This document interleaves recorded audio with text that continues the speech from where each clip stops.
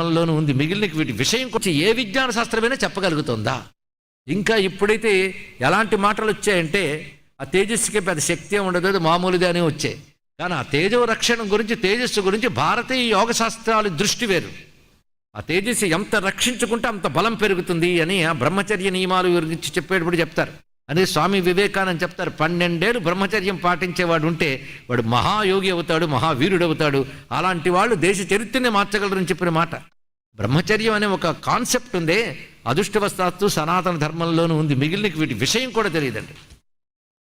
ఎందుకంటే జీవోత్పత్తి కారణమైన తేజస్సుని ఒక సామాన్యమైన దృష్టితో చూసే పద్ధతి వేరు.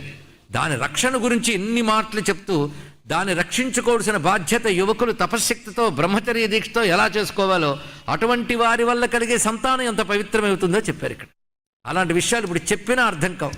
పైగా మనకి ఈ రోజుల్లో ఎడ్యుకేషన్ పేరుతో ఇటువంటి పాశవిక జ్ఞానాన్ని నేర్పడం ఉన్నది. మనవైన శాస్త్ర పరిజ్ఞానం లేదు.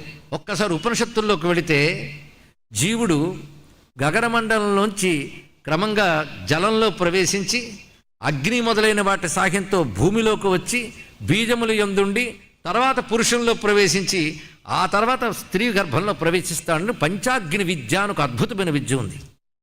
దాని విస్తార విజ్ఞానాన్ని తర్వాత మహానుభావుల పుట్టుక దగ్గర మరికొంత తెలుసుకుందాం. ఇక్కడ ఈ మాత్రం తెలుసుకోవాల్సిన అవసరం ఉన్నది. కనుక